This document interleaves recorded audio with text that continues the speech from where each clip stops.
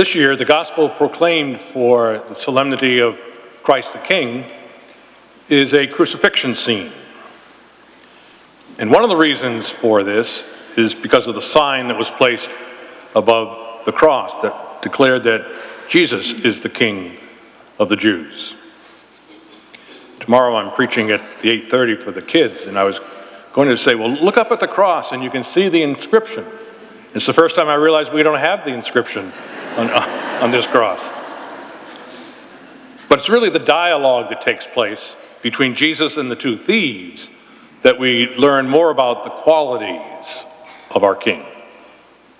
It's in this act of total giving of self that we see the depth of the love that the King has for us and has for the thief who wished him well in his kingdom.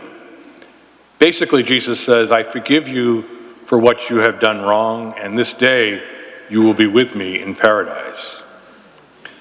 The gospel story of the repentant thief is meant to be a message of hope for us, that forgiveness and change is always possible. It's a message that compassion is at the heart of Jesus' teaching. Pope Francis recently said that the joy of God is the joy of forgiveness. That's a great message to hear. Despite the sins we commit, the mistakes that we make, we can always change.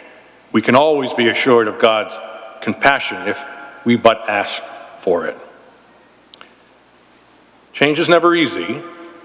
We get in a rut and it's often hard to break out of it.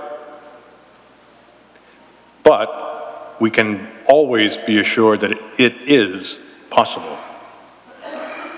A missionary in the Pacific tells a story of a woman who came into his hut with her hands full of sand.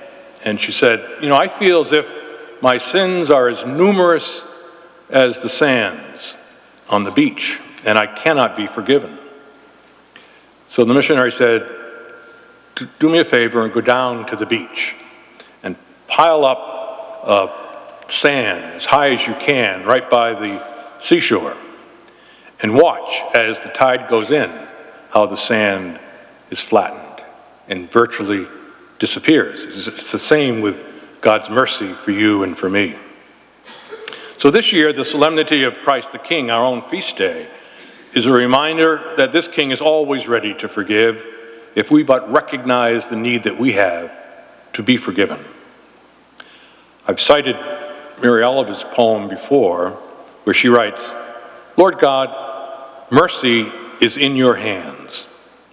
Pour me a little, and tenderness too. My need is great. Perhaps in our own lives we could seek the grace to imitate the King.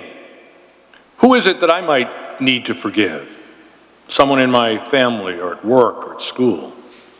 Into whose hands can we pour a little mercy and tenderness too?